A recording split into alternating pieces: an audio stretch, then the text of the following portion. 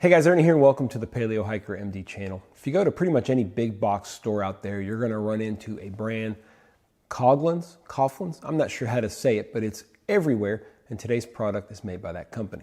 Now, it's usually not the sexiest gear in the world, but it's cheap and it normally gets the job done. Today we're going to take a look at a very highly rated stove, or stove stand you might say, from the company. It's pretty inexpensive. Stay tuned, I'll show you guys what it is and what we think about it. Thanks for watching.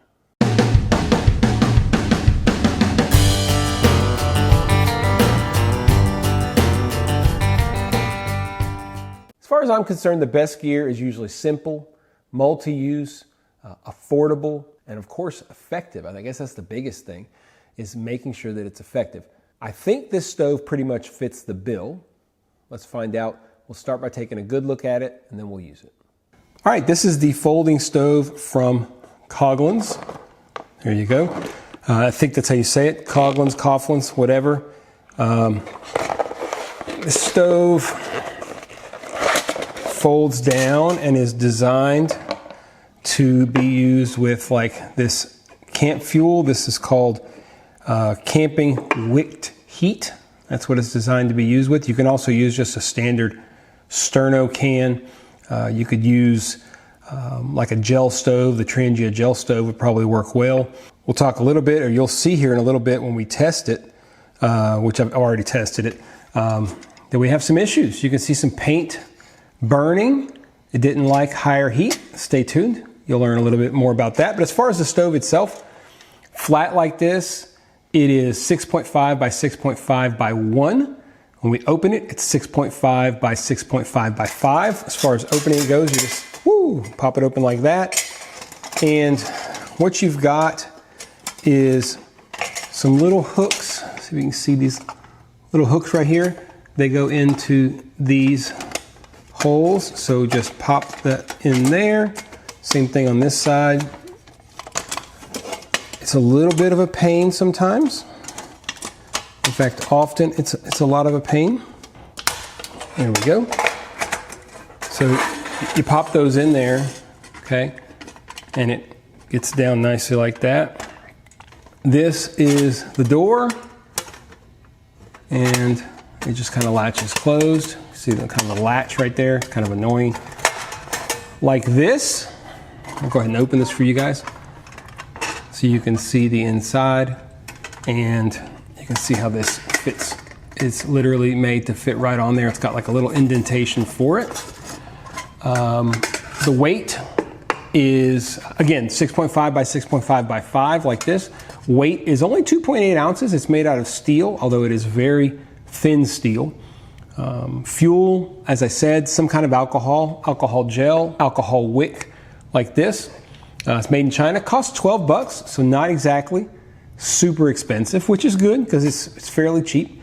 As far as highlights, it does fold down. It's pretty sturdy, even though it's made out of thin gauge material. It's sturdy and it can hold a pretty heavy pot.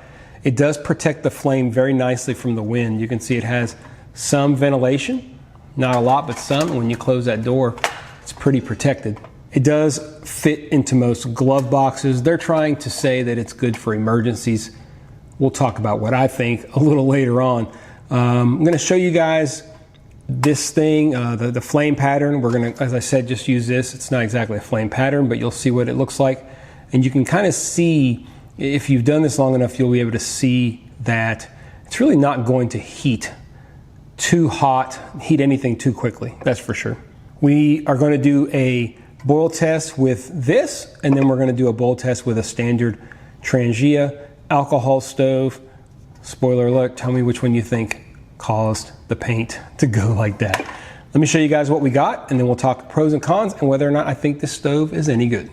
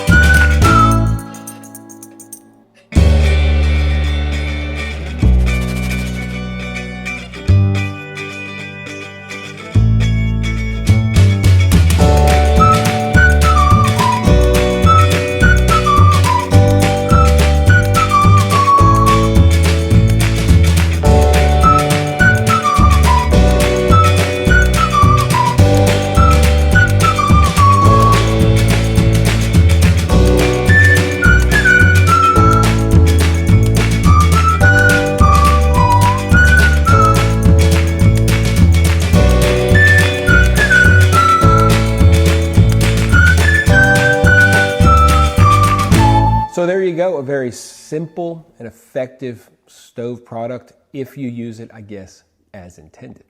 Let's talk pros and cons. I'll be generous with some pros because I'm always generous, I guess. It folds flat, it's sturdy, and it's cheap. But that's about it. I see more cons with this product than anything else. It's a pretty large size product and fairly heavy for what you're getting. The wick fuel that it is designed to be used with, and I do think that's what it's designed to be used with, and we saw that today, it's just not very strong. I mean, it is not strong at all, and it doesn't create enough force or power to really bring water to a boil. I don't think that's a great deal. And honestly, it's just not that cool. I mean, just look at it. It's not very cool. So what is this good for? I mean, honestly, I don't know. I don't understand the number of positive Amazon reviews. I mean, are you looking for like a travel chafing dish warmer, or if you want fondue in your tent? I'm not real sure what we're going for here. I guess if you burn off all the paint, maybe that's the key. You burn off all the paint, remove it all, and then you can use a much stronger flame like I did. I mean, this was just a Trangia, and you saw what happened. I was not expecting that at all. I started to see a wisp of smoke, and I was like, something's not right here. I thought at first maybe it was just some built up sap or something on the bottom of my testing pot, but pretty quickly, as y'all saw, yeah, it wasn't good. Retrospectively, maybe a solid fuel tablet. You need something that keeps the flame very narrow. If it's bigger flame, it's going to hit all the area that's got paint all over it. So if you had maybe a solid fuel tablet, but at the same time, solid fuel tablets can get pretty crazy too.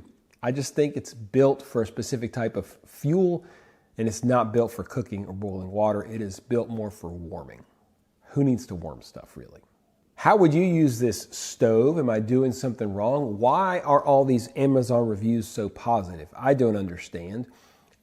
I guess to me, it's not what I expected. I expect to be able to use, high temperature things, especially I really thought using an alcohol stove would be perfect because it encapsulates the entire stove, really creates a lot of wind protection. You can open the front up. With an alcohol stove, you always want to have plenty of ventilation just to allow it to combust well. So you open that front door, you make sure the wind's not hitting it from the front, and you've got a great alcohol stove stand.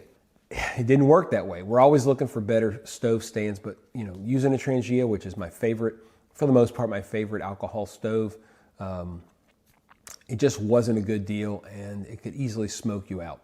Again, not good. So if I'm missing something, make sure you leave it down in the comments below. I would appreciate it. Do me a favor, guys, if you like the video, hit the thumbs up, and more importantly, hit that subscription button.